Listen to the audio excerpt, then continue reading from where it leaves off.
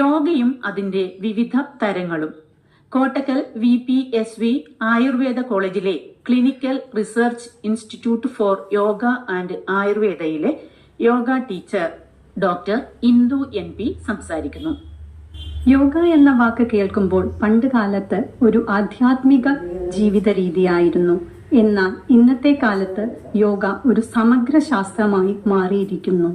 പതഞ്ജലി യോഗസൂത്രത്തിൽ പറയുന്ന രാജയോഗം, അഷ്ടാംഗയോഗം, ഖേരണ്ഡ സംഹിതയിൽ പറയുന്ന ഹഠയോഗം തുടങ്ങിയവ മുതൽ ഇന്നത്തെ കാലത്ത് aerial yoga, clinical yoga, yoga therapy, sports yoga, vinyasa yoga തുടങ്ങി നിരവധി രൂപങ്ങൾ നമുക്ക് കാണാം. ഇത്രയും വൈവിധ്യമുള്ള യോഗാരീതിയിൽ നിന്ന് ഏത് തെരഞ്ഞെടുക്കണം എന്നത് സാധാരണക്കാരനെ സംബന്ധിച്ചിടത്തോളം ഒരു വലിയ ആശയക്കുഴപ്പമാണ്.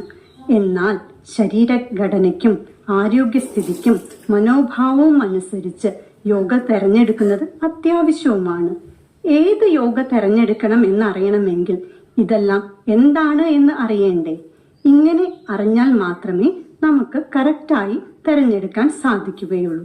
അവ ഏതൊക്കെയാണ് എന്ന് നോക്കാം. ജനറൽ യോഗ, ആരോഗ്യ സംരക്ഷണത്തിനും പ്രതിരോധത്തിനും ഉള്ള യോഗ. ആരോഗ്യവാനായ ഒരു വ്യക്തിക്ക് പ്രിവെന്റീവ് ഹെൽത്ത് സ്ട്രാറ്റജി എന്ന നിലയിൽ ജനറൽ യോഗ തെരഞ്ഞെടുക്കാം.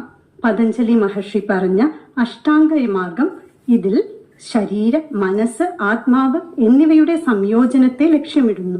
ഇന്ന് അതിനെ ആധുനിക രൂപങ്ങളിൽ ശരീരത്തിന്റെ ഫിറ്റ്നസ്, മാനസിക സമാധാനം, ജീവിത ഗുണനിലവാരം എന്നിവയെ മെച്ചപ്പെടുത്താൻ ഉപയോഗിക്കപ്പെടുന്നു. അതുകൊണ്ട് തന്നെ ജനറൽ യോഗ ഏതൊരു ആരോഗ്യവാനായിട്ടുള്ള ഒരാൾക്കും ചെയ്യാവുന്നതാണ്. വെൽനസ് സെന്ററുകളിലും യോഗ സ്റ്റുഡിയോകളിലും ഫിറ്റ്നസ് സെന്ററുകളിലും എല്ലാം ഇപ്പോൾ ജനറൽ യോഗകൾ എത്തിക്കഴിഞ്ഞു. ഏരിയൽ യോഗ. എന്താണ് ഈ ഏരിയൽ യോഗ? ഇന്നത്തെ കാലത്ത് ഏറ്റവും പ്രചാരത്തിലുള്ള യോഗയുടെ ഒരു മാർഗമാണ് ഏരിയൽ യോഗ എന്ന് പറയുന്നത്. പരമ്പരാഗത യോഗാസനങ്ങളെ ആധുനിക യോഗയുമായി സമന്വയിപ്പിച്ച ഒരു വ്യായാമ രീതിയാണ് ഏരിയൽ യോഗ. സീലിംഗിൽ അഥവാ റൂഫിൽ ഉറപ്പിച്ചിട്ടുള്ള തുണികൾ കൊണ്ടുള്ള ഊഞ്ഞാലുകൾ അല്ലെങ്കിൽ തൊട്ടിലുകൾ ഇത് ഉപയോഗിച്ചാണ് ഇത് പരിശീലിക്കുന്നത്. ഇതിനെ ആന്റി ഗ്രാവിറ്റി യോഗ എന്നും വിളിക്കാറുണ്ട്. ഈ ഊഞ്ഞാലുകളുടെ സഹായത്തോടെ ഗുരുത്വാകർഷണത്തെ പ്രതിരോധിച്ച് ചെയ്യുന്ന ആസനങ്ങൾ. ഇതുവഴി കോർ മസിൽ ആക്ടിവേഷൻ കൂട്ടാനും അതുപോലെ തന്നെ നമ്മൾ ഒരു സ്വയംബോധം ഉണ്ടാക്കാനും സഹായിക്കുന്നു. എന്നാൽ തുടക്കക്കാർ എന്ന നിലയിൽ ഇതൊട്ടും തന്നെ സുരക്ഷിതമല്ല. ഈ ഏരിയൽ യോഗ അഭ്യസിക്കുന്നവർ തീർച്ചയായും ഒരു ഏരിയൽ യോഗ പ്രാക്ടീഷണറുടെ സഹായത്താൽ മാത്രമേ ചെയ്യാൻ പാടുള്ളൂ. യോഗയും അതിന്റെ വിവിധ തരങ്ങളും.